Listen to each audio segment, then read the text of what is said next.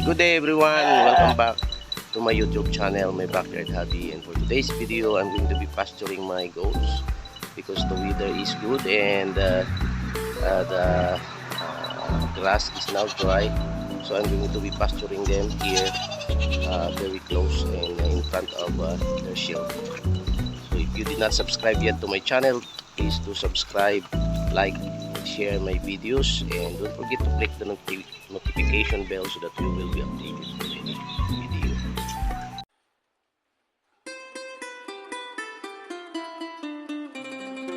Yung clouds mga backyard, it's very clear and it seems like it's not going to rain today. Yesterday it did not rain in the morning until noon, but it rains in the afternoon. But today the clouds, the sky is very clear, so decided to take my goats out, and there they are, backyard. They're eating. This is on the side of their shelter, on the other property. They're under the eucalyptus trees or eucalyptus trees mga backyard. And because there's a lot of grass in this area. Actually even here in the place that we are renting, there's a lot of grass, but they always go there, so they want to go there in this side over here. So I'm going to be pasturing them for a few hours, maybe 2 hours or 3 hours the most. But I just need to watch them carefully because there's a lot of dogs on this side. The big ones, they can fight for themselves, but of course the small ones, they can't. So I really need to watch them. Yan. They're now enjoying eating the grass that they like. It's been more than 2 weeks that they are not able to get out of their shelter because of the rain, consecutive raining.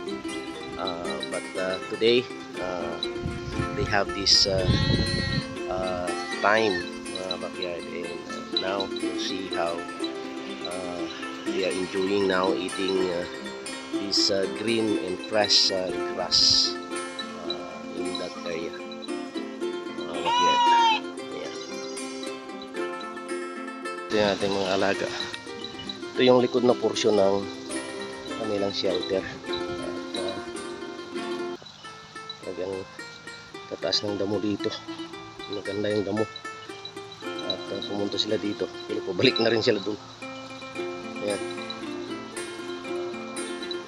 Ito yung isa sa problema natin,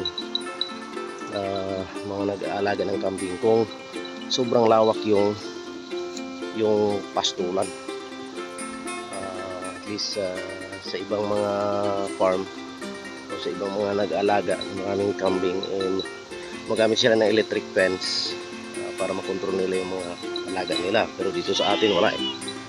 So alam mo naman natin, isa sa mga nature ng kambing, ikutin nila yung buong lugar at maghanap ng kung saan sila komportableng kumain. Yan. So kaya yan, kailangan na makontrol natin sila. Kailangan na panatili natin sila sama-sama sa isang lugar lang mga backyard. Kaya sinusundan ko sila, and first time nilang lumabas nila dito ulit mga backyard since nung rainy season. So at saka matataas na yung mga kahoy dito, at actually nabinta na nga nila yung ibang puno dito. Ayan. So, ayan yung ating mga alaga.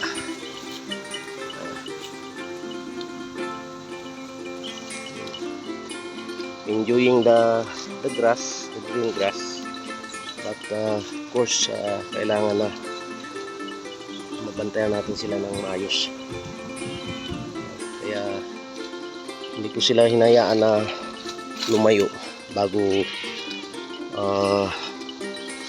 i-control.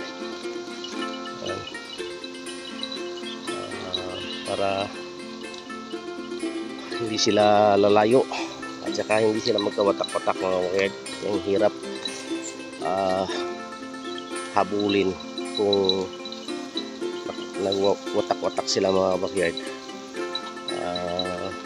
Magkaroon sila ng sariling grupo, mahirap habulin. So kaya as much as possible dito sa akong pagpapasto pinanatili ko sila sa isang lugar lang, nasama-sama sila para hindi sila hindi tayo mahihirapan mga backyard. Mga backyard, nakauwi na yung ating mga alagang kambing after 2 hours. Yan, and pagdating nila dito mga backyard, puno rin yung kanilang feeders ng kumpay. Ayan. At damo pa rin tong kumpay nila ngayon yung araw mga backyard. So may hapon ko sila bigyan ng ng ipil-ipil. At saka ready na yung tubig nila. Ayan, yung ating mga alaga mga backyard, para sigurado na busog sila. Ayan, pastor natin busog na rin sila tingnan yan. Pero para makain sila dito sa kanilang shelter, binigyan natin sila ng 2 kaing na kumpay. Ayan. Ito lang ang ating ginagawa dito mga backyard para manatili na malusog yung ating mga alaga. Ayan. Kailangan masipag tayo, siglang sa tiyaga. Mahirap man, pero alam naman natin na yung lahat na hirap na maranasan natin ay meron naman kapalit niya. Hindi sa ngayon, pero alam ko mga kapatid na later aanuhin natin. So maraming salamat mga backyard sa patuloy ng pagsuporta sa aking YouTube channel. See you on my next vlog. God bless.